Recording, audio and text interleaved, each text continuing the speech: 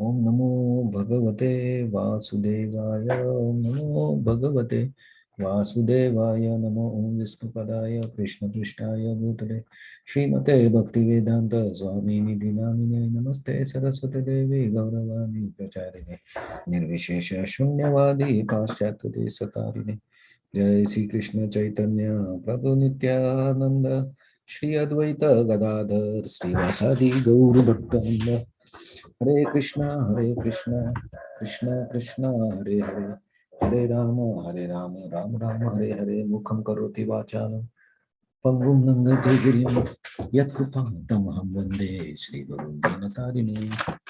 Hare Krishna. So today we'll see verse number 18. So Krishna, after explaining who is intelligent, who is foolish or not intelligent, now Krishna will start explaining about the action, because Krishna has told that there are 5 factors of action, right? We should consider those 5 together, and one who considers these is actually the intelligent. Adhishtanam, Karta, Karanam, Karma. Karanam is the action, and Puthak Cheshta, the desires, and Daiva. So now Krishna will take the subject further so that we understand different actions or different knowledges and different doers in the 3 modes. So in these 2 verses, actually 18 and 19, these 2 together define like what's going to come in the next few verses, because Krishna has said that as per him, renunciation is also 3 types, right? So now he is explaining this. So Jnanam Geyam Parigyata Jnanam Geyam Parigyata Trivida Karma Chodana Trivida Karma Chodana Karanam Karma Karteti Karanam Karma Karteti Trivida Karma Sangraha. Trivida Karma Sangraha. So Jnanam Geya Parigyata Trivida Karma Chodana Karanam Karma Karteti Trivida Karma Sangraha. न्यायं ज्ञेयं परिज्ञाता त्रिविधा कर्म चोदना करणं कर्म कर्तेति त्रिविधा कर्म संग्रहः. okay, so 2 lines and three parameters. Knowledge, object of knowledge, and knower are the 3 factors that motivate the action. So I'm just writing here. This is action. So these 3 factors are for action. The senses, the work, and the doer are the 3 constitutes of action. And so in any action performed, these 3 are required. So these 3 are. Why I'm writing? Because these 2 verses, actually in the next verse, Krishna combines all this. So I'm just writing, so tomorrow we can also check this. Okay, purport. There are 3 kinds of impetus for daily work: knowledge, object of knowledge, and the knower. The instrument of work, the work itself, and the worker are called the constitutes of work.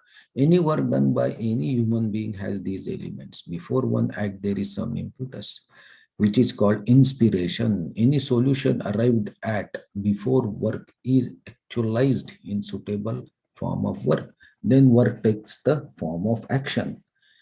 First, one has to undergo a psychological process of thinking, feeling, and willing, and that is called impetus. The inspiration to work is the same if it comes from the scripture or from the instruction of spiritual master. When the inspiration is there and the worker is there, then actual activity takes place by help of senses, including the mind, which is the center of all senses.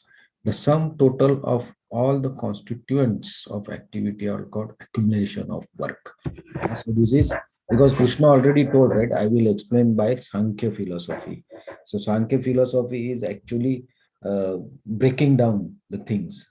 So what Krishna is doing here, So how action is performed? So Krishna is saying like, okay, when any action is done, for any action, three things are required basically: the knowledge, object, and knower. So, for example, I want to be, say, peaceful. I'm working, and I want to change, little bit change. So, what I will do? So, first, there will be desire that I want to have something different from what I am doing every day for 5 days. So, I want to go somewhere outside, maybe Tokyo, for example. So that is a impetus, or that is a desire coming up, right? And so then I feel, yes, if I go outside, I will feel very good and I will feel peaceful. Okay, so that desire becomes strong, and that becomes the impetus, or what we say, inspiration. So uh, I will get inspired. Okay, I will do something, and then I will decide where to go, right? Where to go. And then so I have the information of different things. So I will say, okay, I want to go to that waterfall. Okay, I want to see that waterfall. That waterfall becomes the object. Or I want to go to onsen, or I want to go to a beautiful mountain. So that becomes the object. And parigyata is the knower, means myself, because I want to go. I got the inspiration. I want to go to see that mountain. So I am going. So I am the doer, a knower. And what I want to see is the mountain. So these three are the actions. So this all three coming together, then I will do some action on actual day of doing. So what is that? This is this. That is in this. So karnam karma karta. So I am the knower and I am the doer. Same. So what I will do? I will take my car. uh, So what is that? Is karanam. Then I will drive with my hands. I will use my mind. I will use my intelligence. Where is traffic? Where is no traffic? How I will go, which road I will decide. I will all use this, my knowledge and my senses to operate, and then I will drive my car to go to that mountain. So that is actually the work. So in these two operations, actually, who is involved? This person is common. So I want to do something. I want to go somewhere. So I will do the action. And when I do the action, in that all these three are included. So we can see these words actually is breaking down how a particular action happens. And I took one example, but any activity or any action that we do has all these ingredients by which the particular action is taken. So in daily we are doing so many actions. If we analyze several actions from them, we can understand like, okay, what was the desire, what was the inspiration, what that's the knowledge, and for what I did that, and who did I did, then how I did that, which senses I used. So this is all the way Sankhya philosophy tries to break up the things and understand the matter.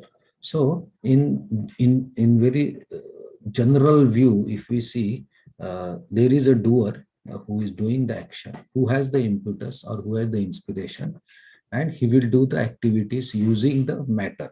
So when I say matter, matter means this body also. This body is also matter. And car or train or plane, all these are matter. So I will use matter and my senses, and I will do the activities. So Krishna is now, when he says that there are three types of renunciation, then he's going to the more details of actions.